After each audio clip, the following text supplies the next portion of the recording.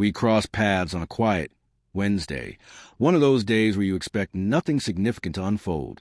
A light drizzle hung in the air, and I had chosen the wrong shoes for the weather. A mutual friend had arranged a casual lunch where we met.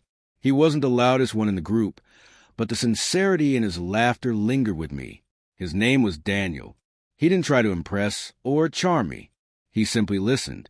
When he asked about my life, it wasn't in that routine, surface-level way most people do.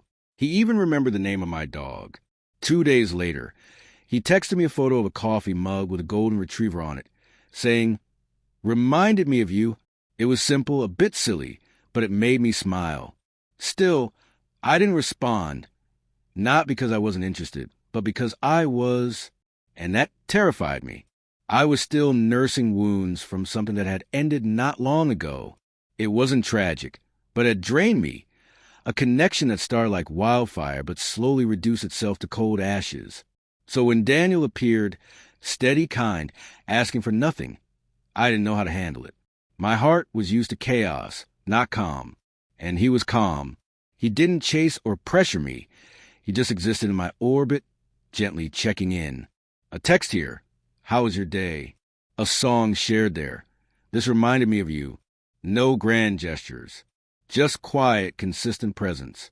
Eventually, I agreed to have dinner with him. We went to this intimate little bistro downtown, the kind where the air smells of garlic and warm conversations. He held the door open, pulled out my chair, and never once glanced at his phone. Everything felt easy, too easy, and that's what scared me most. I had spent so long equating love with struggle, uncertainty, and always wondering where I stood. But Daniel offered something entirely different. Peace.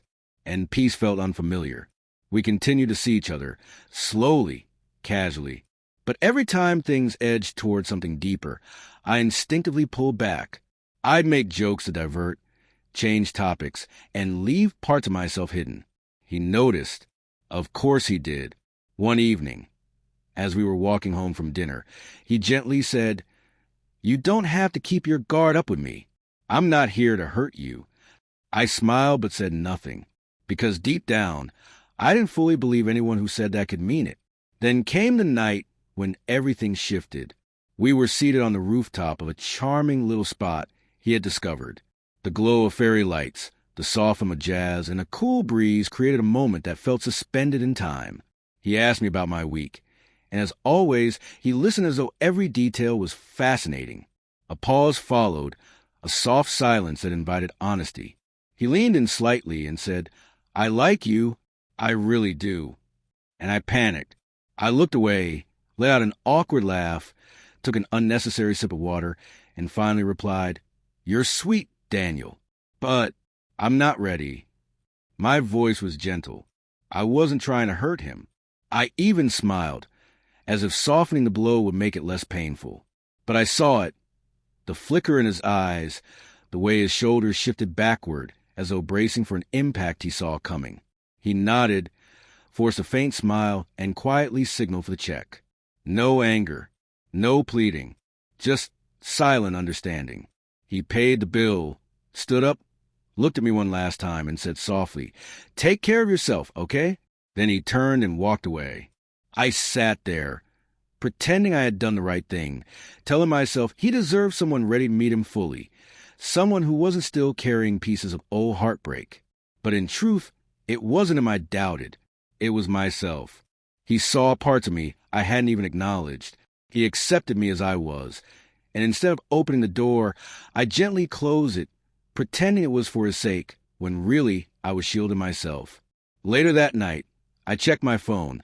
No new messages. I scrolled through our old conversations, rereading his random jokes, thoughtful check-ins, and sweet little notes. Every message was soft, steady, and full of care. And now silent. Days slipped into weeks. I went on dates with others. Some made me laugh. Some left me confused. But no one made me feel safe the way Daniel had. Safety, I realized, wasn't dull. It was rare. Then one evening, as I was picking up groceries, I saw him across the street. He was holding hands with someone else. She looked at him like he was her world. And maybe he was. He looked happy. Truly happy. And that's when it hit me. He wasn't waiting for me anymore. He had stopped hoping I'd find my clarity. He had moved on to someone who didn't flinch when love approached. I stood frozen, watching the version of him I let go walk away again. I never reached out. Not because I didn't want to, but because I knew he had found someone who saw his worth without hesitation or fear. Sometimes we don't lose people because they stop loving us. We lose them because they finally understand we'll never choose them the way they chose us. And maybe that's the most painful part. Not that they leave, but that we gave them every reason to. If you ever find yourself sitting across from someone who sees you, truly sees you, and you feel the urge to run because it feels too gentle, too peaceful, too genuine, pause. Don't let fear speak for you. Because sometimes I'm not ready is just another way of saying I'm scared. And sometimes calling someone sweet is simply the beginning of a goodbye. I told him he was sweet. I said I wasn't ready. He smiled, paid the bill, and walked away.